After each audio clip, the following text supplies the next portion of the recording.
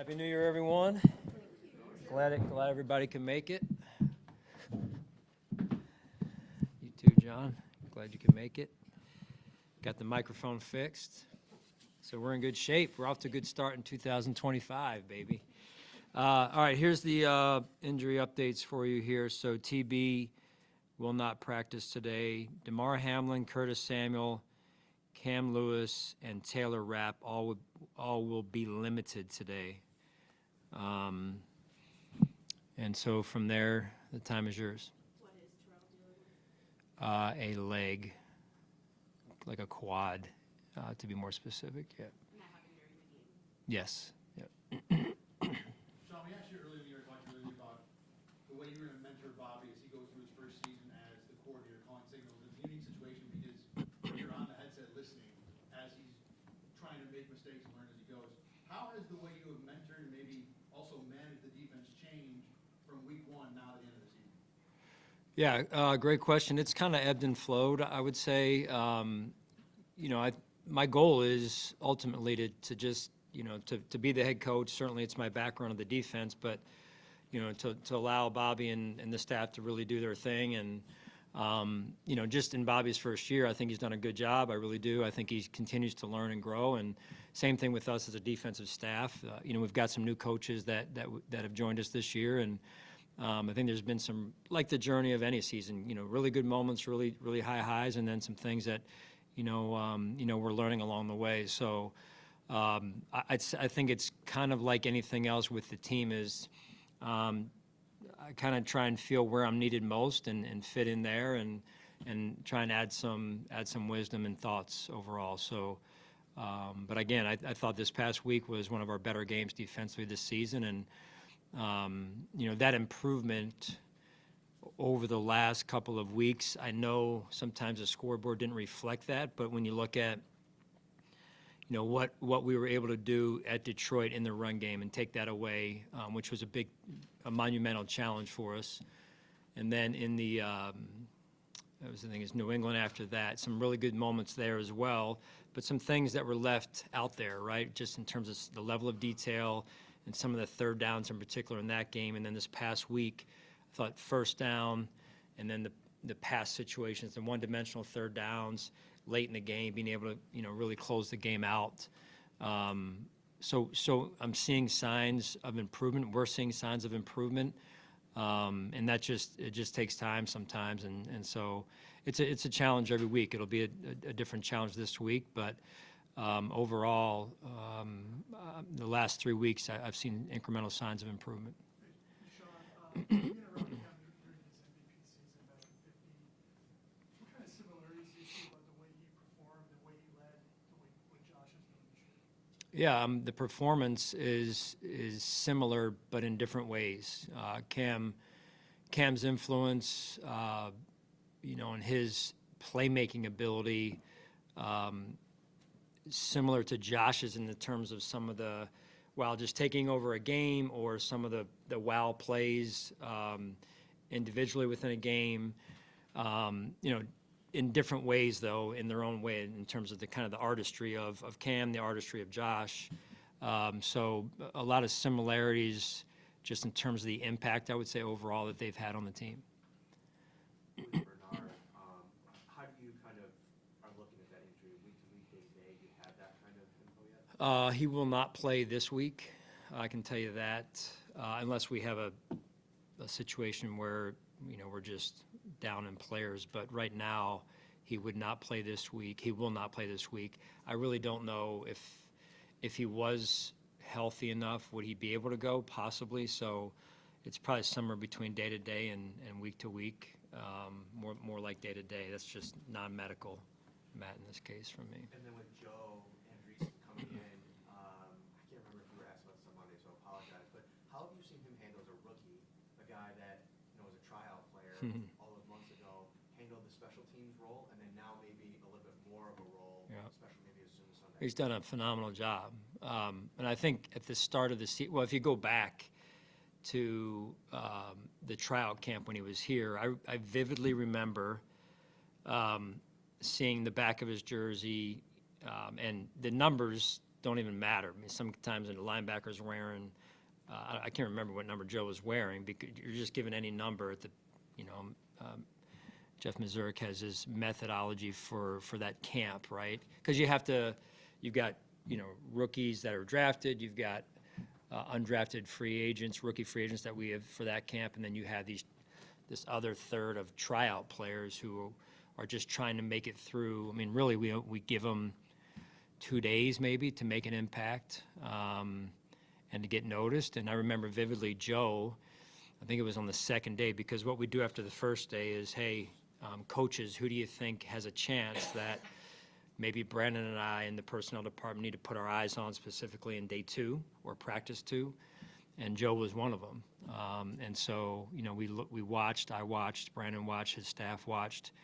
And then you're saying, hey, is this player better than what we have, or maybe what's out there? And, you're never sure where it's going to go. And so in Joe's case, look what it's led to. And I think some people thought early on it was a nice PR thing, right? And that's certainly been cool, I would say, for Joe, for our team, for the city. I mean, you hear it when he makes a tackle the other day in the game, the crowd loves it, right? So the PA announcer loves it too. So it's cool. But Joe's earned every last piece of it. He'll play quite a bit this week, and I'm excited to watch him. I really am. He's a good football player. Another Give rookie. him the honor of like being captain this past week. Like, is that one of those cool things to reward a guy like that who's playing special teams, and what would it say about him? Yeah, I mean, the way we do it is week to week on Thursday afternoons. We have a staff meeting, coaching staff meeting, and the coaches nominate who they would like to have as captain to lead their side of the ball. Coach Smiley and Coach Harkey nominated Joe, and I get final say. Very rarely do I veto a person who's nominated, and in this case it was justified, and he actually did. He called, he did the talking out there for us at the coin toss as well. So. It just shows you, I think, more than anything, how much his teammates respect him, how much the coaches respect him, and the trust that we have in him.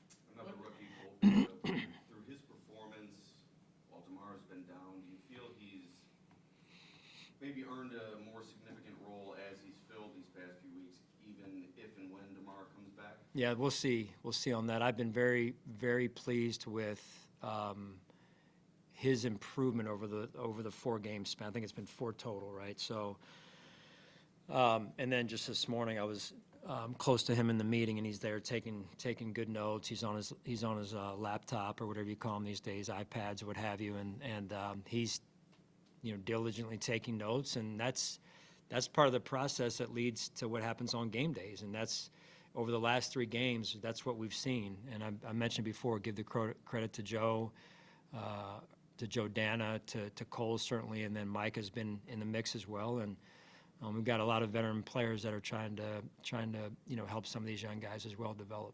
Sean, what to you is the significance of having 13 players score at least 1 touchdown receiving and matching a single season record? Yeah, I mean, I'm happy for all those guys, and Shaves was the latest one, right? And so the story behind that, and then. I just think it speaks to the unselfish nature of our football team, and then Josh. I don't think he's going out of his way to do that. I think he's just throwing the ball where his reads are taking him. Bless you. So, I think that's the best way to play the position, and he's done it extremely well this year. How much, in terms of your younger assistants, quality control, how much work do they do this week on your future opponents so you and your coordinators can hit the ground on Monday? Yep, they do a ton. They really do. We've got good resources in-house that try and work ahead all season long, and they have this grid of week to week who they're breaking down, and they try and stay out, probably 2 or 3 or 4 weeks at a time, chipping away at it through the season, and then you get to this time of year, and that's kind of, put in the wastebasket, and then you're focusing in on, in our case, potentially 3 teams that we might play, as well as getting ready for this week. So just trying to take it one game at a time overall as a team, and then those guys have the kind of the periscope out, trying to make sure that they're looking ahead here. If needed, do you feel that Vaughn could perhaps fulfill a more significant role in terms of snap share if needed come postseason time? We'll see. Again, it's about the rotation that we're trying to get ourselves into, and we've had some injuries, and I think now we're getting guys back. And this week we're going to take a look at some guys as well. Again, inside more so than outside. But we'll see as we move forward. I do think that AJ, Greg, Smoot, those guys are doing some good things as well. So, everything in moderation, I guess, overall. I don't want to call this a preseason type of game, but you are evaluating, and as you said, some players that you want to see. What is on the line, and what do you want to get out of this game? Well, number one, we want to win the game. That's goal number one. Two is making sure we're as fresh as possible coming out of this week and healthy as possible. And man, I sure wish we could get every practice squad player up for this game, and just the numbers don't allow that, right? So, but those players, all the practice squad players that you guys see out there every week, they bust their butts, they work extremely hard, and they deserve, they've earned really the right, all of them, to play this week. It's a shame that they can't play due to the number count. So, I just, other than that, I think it's hey, trying to win the game, stay with our process, being consistent with how we approach each and every week, and wanting to see some things out there that we're anxious to see and eager to see and curious to see, quite frankly, of how certain players take advantage of the opportunity. Taking that a step further with some of these players who are non-starters, practice squad guys who will get opportunities this week, what do you see in terms of the work that they put in that we don't see that makes you really enjoy the opportunity that these guys are going to get on Sunday? Oh boy, like I said, Maddie, I mean, I would say our practice squad, probably more than any year, and they always do a good job, but probably more so than any season, has just been really good and really consistent in terms of embracing their role, which, and we talk every year at the start of the season of, your role is, number one, is to serve the team, and then number two, it's your career, right, in terms of your development.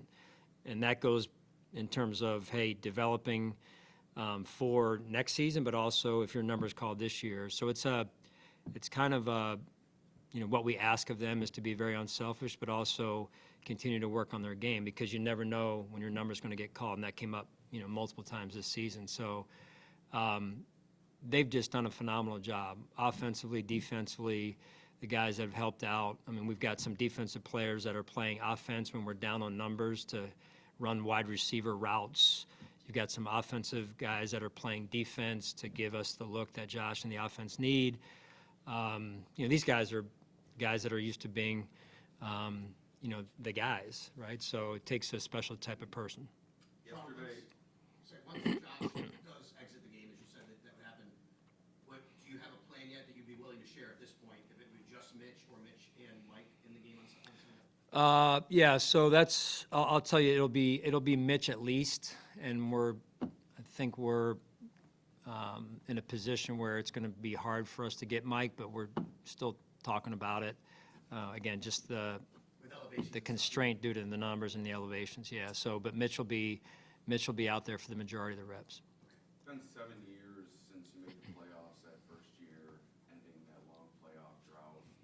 Could you reflect maybe on that day and how far the franchise has come since that point? Yeah, my wife showed me the video last night again of Kyle's touchdown and then the celebration, and I had not forgotten all of it, but just kind of the little threads that happened that day. I remember Deontay Thompson was not sure we were sure if he was going to play, so I go to the stadium early to kind of help him work out or watch him and evaluate, and then he, tough as nails, and he was the one that helped us win the snow game against the Colts earlier that year, and he's yelling to me, he's yelling, "Palm trees, coach." This is before the Colts game, because we had talked about the palm trees that grow around here.